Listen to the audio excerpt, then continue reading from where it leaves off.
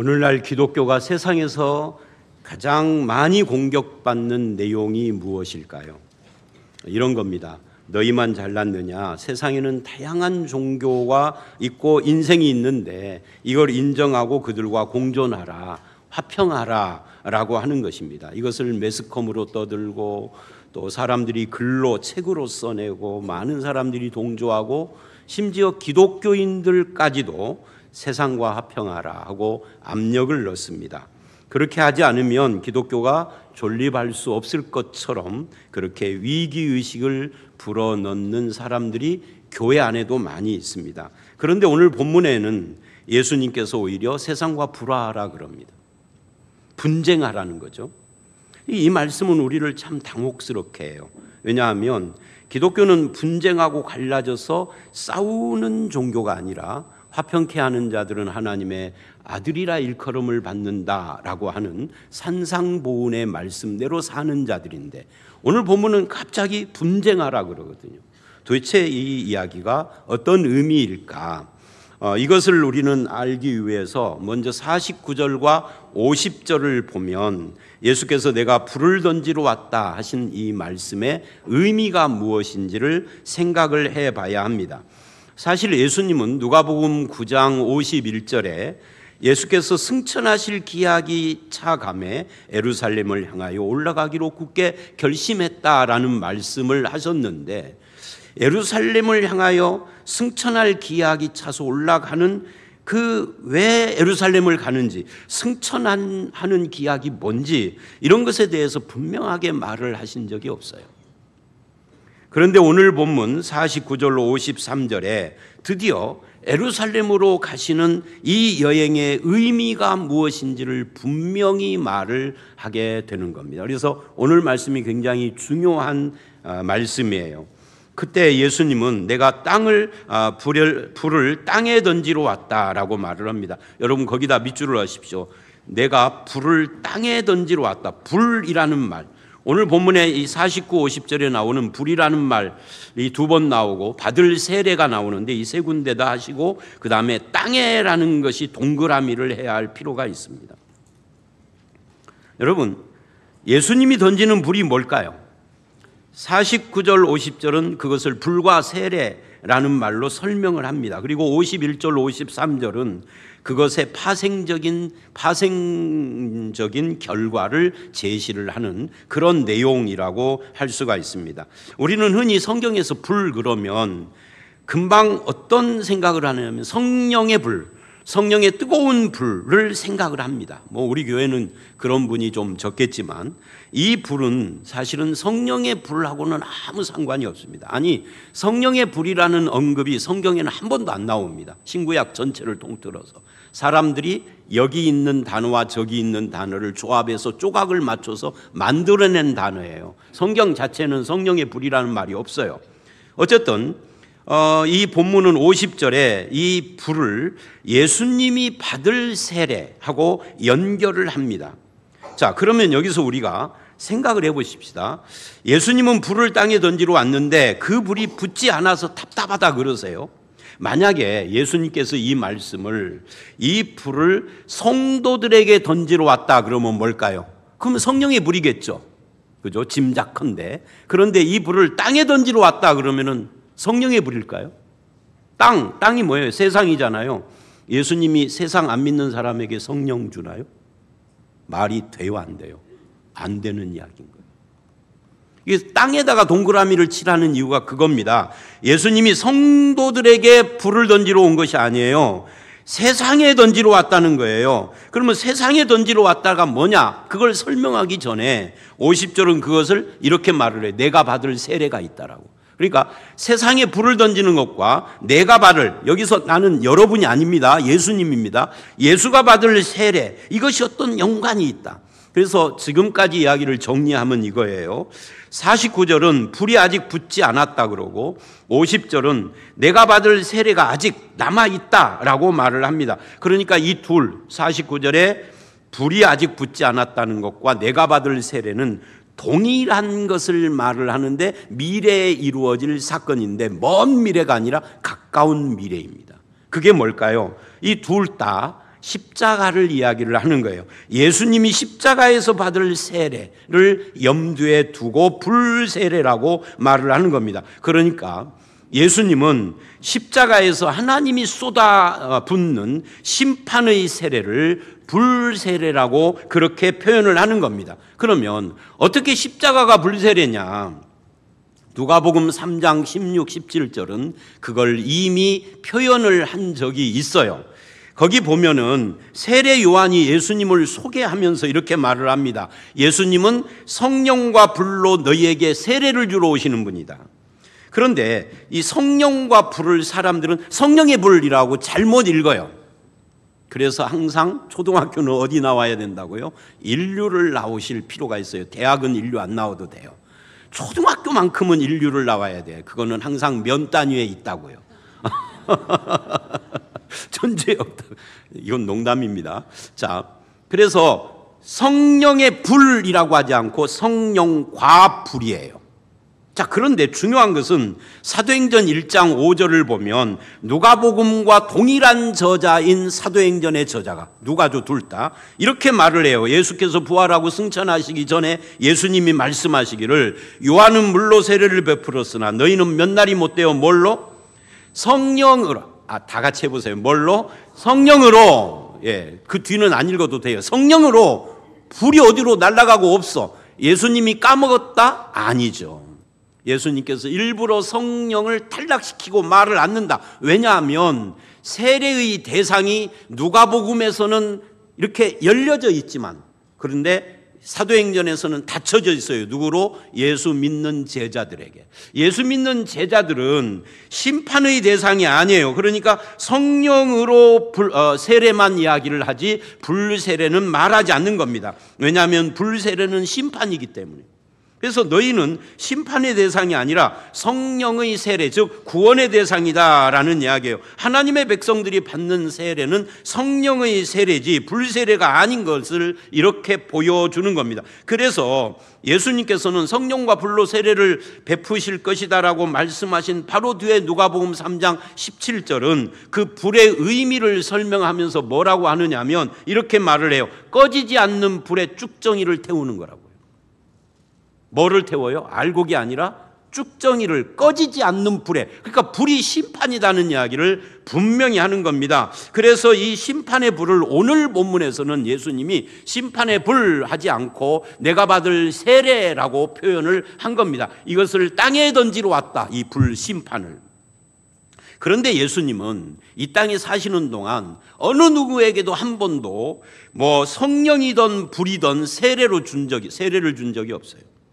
오히려 20절에 내가 받을 세례라고 합니다. 자, 아까 땅에 던지러 왔다 49절이죠. 근데 50절은 여러분 예수님이 우리에게 세례를 준다라고 하지 않고 뭐라고 그래요? 예수님이 예수님 자신이 받을 세례라고 한다는 거, 이것도 주목을 해요. 이 내가에다 동그라미를 하십시오. 그러니까 이 세례, 내가 받을 세례가 아직 안 이루어졌다. 왜요? 아직 십자가를 안 졌으니까. 이 십자가는 심판의 불세례로 예수님이 우리에게 베푸는 것이 아니라 우리가 받아야 될 그 심판을 예수님 자신이 담당하고 대신 받으시는 것을 말하는 것이다. 근데 그것을 위하여서 내가 이 땅에 왔는데 아직 안 이루어졌으니 너무너무 답답하다. 나는 십자가를 지러 왔는데, 그렇게 이야기를 한 겁니다. 만약에 우리가 받을 심판의 불이 예수님의 십자가에 붙어서 그 심판이 다 소멸되었다라고 하면 우리는 심판의 대상입니까? 아닙니까? 심판의 대상이 아니다는 거예요, 믿는 자에게는.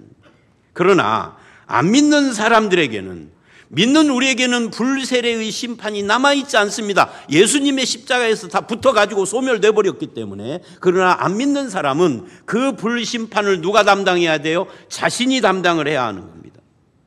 자, 그래서 예수를 거부하는 사람들은 자기가 그 불심판을 담당해야 되니까 이게 무서운 거예요. 중요한 것은 내가 받을 심판의 불이 십자가에서 꺼졌다는 거예요. 예수님이 다 담당을 해서.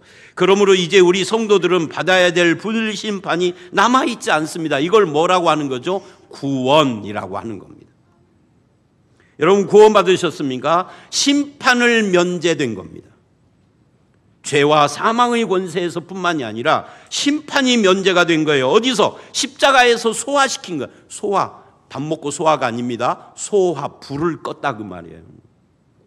심판의 불을 십자가에서 예수님이 대신 담당을 함으로써 꺼져버린, 우리를 그래서 죄와 사망 권세와 하나님의 심판에서 건지시려고 이 십자가를 짊어지신 그 예수를 우리는 모시고 있는 성도인가 하는 겁니다. 여러분이 그 예수 안에 있는 성도가 되시기를 주의 이름으로 축원합니다. 우리는 십자가 그늘, 즉 예수 그리스도 안에 들어와 있는 자예요. 이 구원의 평안, 여러분의 것이 되시기를 바랍니다. 그 예수의 이름을 마음에 품은 성도가 되시기를 바랍니다. 주님이 십자가에서 쉼을 얻고 주시는 하늘의 선물, 평안을 누리는 성도가 되시기를 바랍니다.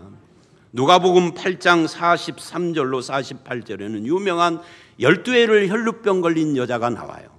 근데 이 여자가 희망이라고는 전혀, 모든 재산도 잃고 인간과 모든 희망을 다 잃어버리고 예수님을 와서 이렇게 옷자락을 잡음으로써 뭐예요?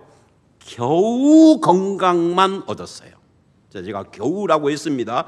겨우 건강만 얻는 것을 얻고 몰래 빠져나가려고 하는데 예수님이 누가 내 몸에 손대었느냐 그래요. 베드로가 아니 누가 손대다니, 여기 막 몇십 명이 지금 예수님을 둘러싸고 미는데 예수님 손댄 사람이 막 20명 더 됩니다 그랬더니 아니라 내게 손댄 자가 있다 그래요. 예수님이 여자가 숨길 수가 없어서 두려워 떨며 자기를 고백합니다. 그랬더니 예수님이 이래요. 딸아, 내 믿음이 너를 구원하였으니 뭐하라? 평안히 가라예요. 예수님은 그냥 건강만 얻는 구원, 이 가난한 구원을 여자에게 주기를 원치 않았습니다. 건강만 얻는 비참한 신앙에 머물러 있는 그런 걸 주님은 원치 않습니다. 예수 안에서 얻을 수 있는 것이 고작 건강뿐인 줄로 알고 끝나버리는 작고 초라하고 가난한 신앙을 주님은 원치 않아서 일부러 그 여자를 드러내신 거예요. 그래서 이 여자가 잃어버린 사회적인 관계, 인간의 모든 가정에서 일어나는 모든 일그러진 그런 여자가 병들므로써 가족으로부터도 얼마나 냉대를 받았겠어요. 그 망가진 인생의 모든 것을 다 펴주시기를 원했어요. 우리가 예수님의 십자가를 통하여서 심판의 저주에서 풀려났다라는 것은 단순히 죽어 천국 가는 것만이 아니라 이 땅을 살면서도 그 구원이 주는 평안을 함께 누리는 자가 되기를 원하신다는 이야기죠. 그래서 십자가에서 자기 몸으로 이 심판의 불을 소멸시키신 거예요. 우리에게 그 구원을 주려고, 풍성한 구원을 주려고, 양으로 생명을 얻되 더 풍성케 하려고. 요한복음 10장 이야기입니다. 예수님이 그것을 위하여서 이 땅에 오신 거예요. 이게 우리의 참 평안의 뿌리입니다. 상황이 바꾼다고 해서 마음의 평안이 얻어지는 건 아닙니다. 참된 평안은 외적인 조건이 좋아져서 얻는 것이 아니기 때문에 그렇습니다. 사람들은 돈, 권세, 건강으로 평안을 얻으려고 하지만 그건 일시적인 거예요. 참 평안은 어디에 있다? 예수 안에 있다. 어디 그늘에 있다? 십자가 그늘 아래에 있다. 여러분을 위하여서 기꺼이 심판의 불을 담당하신 예수 그리스도 안에서 참 평안을 누리시고 예수의 십자가로 이 불심판이 면제된 이 구원의 기쁨과 평안을 누리는 그런 성도가 되시기를 주의 이름으로 축원합니다. 전에는 내가 세상에 속한 사람인데 이제는 하나님 나라의 천국 백성이에요. 전에는 죄인인데 이제는 거룩한 하나님의 자녀예요. 전에는 넘어지기를 잘하는 연약한 자인데 이제는 성별된 하나님의 백성으로서 내가 세상과 다름을 기뻐하는 자가 됐습니다. 이 말은 불신자와 싸우라가 아니라 그들과 분리되라, 구별되라 하는 이야기예요. 베드로전서 3장을 보면 성도가 자기 죄로 고난을 받으면 그것은 부끄러운 것이다. 그러니 선을 행함으로 고난을 당하라, 이렇게 이야기를 합니다. 그런 어떤 신앙 때문에 일방적으로 미움을 받고 핍박을 받아도 그래도 끝까지 신앙을 지키고 끝까지 이 새로운 가치관, 삶의 방식을 지켜나가라는 거예요. 이것이 우리에 대한 도전입니다. 심지어 52절 53절처럼 가장 가까운 가족도 우리를 거부하고 어려움을 줄 것이지만 그래도 이 생명을 포기하면 안 되고 구원이 주는 평안을 포기하면 안 된다는 이야기를 분쟁이라고 한 거예요. 때로는 누가복음 8장 12절로 15절처럼 바위 위에 떨어진 씨처럼 여러 가지 환난과 시험으로 우리를 흔들 위험이 우리에게 올 것입니다. 이럴 때 중요한 것이 분쟁인데 어떤 분쟁이냐? 다시 반복됩니다. 성경적 마인드, 성경적 가치관을 세우는 싸움입니다. 구원의 평안으로 무장하고 이 싸움을 싸우려면 십자가에서 나를 대신해서 불세례를 받으신 예수 그리스도의 구원으로 무장을 해야 돼요. 그래서 고난을 믿음으로 이기는 싸움을 싸는 겁니다. 타협하는 것이 아니라 구별된 삶으로 세상의 도전에 응전을 하는 것입니다. 세상과 구별된 사람에게 진정한 생명의 기쁨과 평안이 있기 때문에 그러는 겁니다. 그렇기 때문에 세상과 다른 삶을 사는 것이야말로 우리가 구원받은 자라는 것을 보여주는 뭘까요? 증거예요. 세상이 비열한 짓을 일삼을 때 성도인 너는 성도의 길을 걸어라. 이게 세상과 분쟁하는 거예요. 세상이 수단 방법을 안 가리고 너를 이기려 할 때 성도인 너는 하나님과 사람에게 칭찬받기를 구해라. 소인배들이 좁은 소견머리로 쏘곤거리고 모략을 필 때에도 성도인 너는 아무 일이나 다툼이나 허용으로 하지 말고 겸손한 마음으로 해라. 이게 영적 전쟁이에요. 비교하고 시기하고 경쟁이 난무할 때도 성도인 너는 세상의 가치관을 거부하고 성경적 가치관을 가져라. 지고 못 사는 사람 속에서도 성도인 너는 그리스도의 마음을 품어라. 끝까지 신앙을 포기하지 마십시오. 세상과 분쟁을 해야 합니다. 끝까지 신자됨의 모습을 버리지 않아야 합니다. 우리는 그릇이 달라야 하니까 여러분 모두 다 신자의 그릇, 하나님 나라를 품고 십자가를 품은 그런 그릇이 되시기를 주의 이름으로 축원합니다. 그러기 위하여서 우리에게 필요한 것이 무엇이냐? 그걸 말하는 것이 54절 57절이에요. 한마디로 말하면 분별력이 필요하다예요. 사람들은 세상 일에는 똑똑하고 영악하고 지혜롭습니다. 주가가 어떻게 변동할 것인지를 귀신같이 알고 그걸로 돈 벌어요. 정치 동향에 대해서는요 빠삭해요. 그래서 나는 이번에 출마하는 줄 알았어. 근데 출마 안 하는데도 누구는 어떻고 누구는 어떻고를 막 쫙 이야기를, 연예인들에 대해서는 그냥 빠삭해요. 나는 자기 아들 딸 연예계 진출시키는 줄 알았어. 그런데 딱 하나, 이 시대를 못 읽어요. 이 시대가 뭡니까? 56절에 영적인 일, 하나님 나라와 그 섭리에 대해서는 분간을 못하고 무지해요. 관심이 없어요. 기상을 분별하는 지혜와 있고 관심이 있지만 하나님 나라에 관심이 없어요. 분별의 지혜가 없어요. 선거철이 되면 당과 당 후보의 경력과 선거 전략과 이런 것들을 쫙 꿰요. 그런데 하나님의 말씀의 뜻이 무엇인지에 대해서는 그냥 들은 붕어리야. 이 시대의 사상, 노래, 문화, 종교, 삶이 어떤 방향으로 흐르고 있는지 성경적으로 분별하는 데는 아무 관심이 없어요. 그러면서도 똑똑한 채 해요. 그래서 56절을 보면 이렇게 말을 합니다. 외식하는 자요.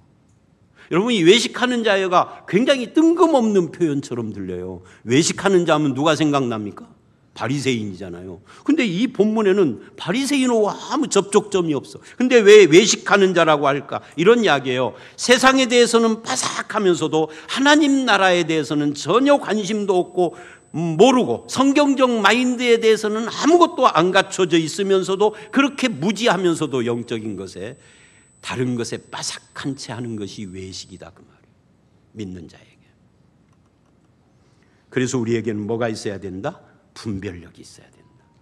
여러분, 전문가들은 뭐라고 할지 모르지만 저는 이 분별력이 두 가지라고 생각을 해요. 첫 번째는 어떤 것이냐? 타고난 분별력. 어떤 사람은요 원래부터 어렸을 때부터 분별력이 쫙 있는 사람이 있어요. 드물지만. 또 한 사람은요 공부 열심히 해서 그 분야에 전문가가 돼서 분별력이 생겨요. 이것은요 굉장히 흉내내기가 쉽지가 않습니다. 공부를 열심히 하든지 타고나야 하니까. 그런데 두 번째 분별력은 어떤 사람에게 주어지는 거냐면 관심이 있는 사람이 분별력을 갖는 겁니다. 주가에 관심이 있으니까 그쪽에 분별력이, 정치에 관심이 있고 연예인에게 관심이, 그쪽에 분별력이 있는 거예요. 그런데 하나님 나라에 관심이 없고 말씀에 관심이 없으니 그쪽은 무지하면서도 교회에서 똑똑한 척하니까 외식하는 자라는 거죠. 그래서 관심의 문제예요, 이것이. 우리가 하나님의 말씀 위에 서 있기만 한다면 이 분별력이 생기는 겁니다. 하나님의 뜻이 무엇인지 관심을 갖는다면 이 분별력이 생기는 겁니다. 그래서 이 분별력이 생겨서 뭐를 하려고요? 분별력이 생겨서 그걸로 뭐를 해야 되느냐가 58절 59절입니다. 심각한 권면을 하는데 뭐라고 하느냐면 핵심이 화해하라예요. 그런데 문제는 누구와 화해하라는 이야기인가예요. 한번 읽어봅니다. 시작. 내가 너를 고발하는 자와 함께 법관에게 갈 때 길에서 화해하기를 힘쓰라. 그가 너를 재판장에게 끌어가고 재판장이 너를 옥졸에게 넘겨주어 옥졸이 옥에 가둘까 염려하노라. 내가 이르노니 한 푼이라도 남김없이 갚지 아니하고서는 결코 거기서 나오지 못하리라 하시니라. 오늘 본문이 결론에 와서 완전히 엉뚱한 이야기를 하는 것처럼 보이지만 예수님은 엉뚱한 말을 하신다 안 하신다? 안 하신다예요. 우리가 모를 뿐이지. 그럼 우리가 이것이 엉뚱하지 않다라는 전제 속에서 앞뒤를 연결하면서 잘 읽어야 돼요. 이 말씀은 남과 싸웠을 때 어떻게 처신을 해야 되냐, 이 싸웠을 때 빨리 화해해라, 이 말을 하는 것이 아니면, 만약에 그렇게 말한다면 예수님은 엉뚱한 말을 하는 사람이죠.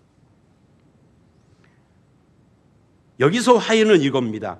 임박한 심판 앞에서 누구와 화해해야 할 것인가를 말하는 거예요. 십자가에서 나를 대신해 심판의 불을 받으심으로 그 불을 소멸시킨 예수님과 화해해야 한다는 이야기를 이렇게 말하고 있는 겁니다. 여기서 법관이나 재판관이다 밑줄을 하십시오. 이들은 하나님을 의미하는 겁니다. 그러면 너를 고발하는 자는 누굴까요? 예수 그리스도를 말하는 겁니다. 그래서 재판장에게 가기 위하여서 고발자와 함께 지금 어디에 있어요? 길에 있을 때라고 말을 합니다. 거기에 길에 있다라는 말은 거기 58절에 법관에게 갈 때 길에서라고 하는 길에서에다 동그라미로 하십시오. 길에 있을 때 화해해야 한다. 법정에 도착하면 늦었다는 거예요. 자, 길에 있을 때가 뭘까요? 두 가지예요. 우리가 아직도 인생이라는 길을 가고 있을 때가 화해의 찬스입니다. 그리고 이 본문에서는 어떤 거냐면 아까 서론에서 제가 말했죠. 이 누가복음은 지금 9장 51절에 예루살렘을 향하여 가는 길로 중에서 이야기를 하고 있다. 그래서 예수님이 예루살렘을 향하여 가는 그 길에서 하시는 말씀을 듣고 화해를 해라. 누구하고? 그 구원을 선포하는 예수 그리스도에게 응답하여 화해를 해야 한다. 예수님을 영접하여 그분과 화해하는 것이 유일한 생명의 길이다. 이것에 화해를 실패한다면 네가 언제 화해를 하느냐면 인생길이 끝나기 전까지 화해의 기회예요. 이것에 실패를 한다면 어떻게 된다고요? 심판의 불세례를 네가 당해야 된다는 거예요. 근데 예수 그리스도와 화해하면 어떻게 돼요? 그 즉시 심판의 불을 예수님이 담당을 해 주신다는 거죠. 그러니 이게 굉장히 중요한 것입니다. 주님의 구원의 그 말씀을 듣고 화해를 하면 이것이 영생의 길이요 시대를 분별하는 길이에요. 그렇다면 여러분에게 마지막으로 묻고 싶습니다. 여러분은 예수 그리스도와 화해하셨나요? 그것만이 유일한 길입니다. 그것만이 우리가 참 평안을 얻는 길입니다. 하나님의 아들 예수님이 여러분이 받을 불심판을 대신 받으시고 화해의 손길을 내미셨습니다. 이제는 여러분이 붙잡아야 합니다.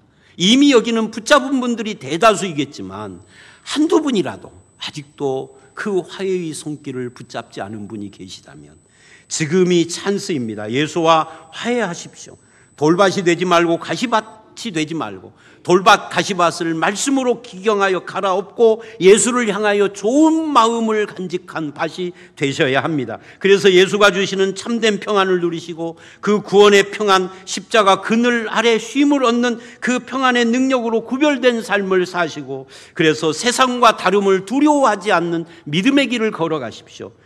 우리가 주님이 주시는 평안을 누리며 하나님과 사람에게 칭찬받는 삶을 사는 성도가 되시기를 주의 이름으로 축원합니다.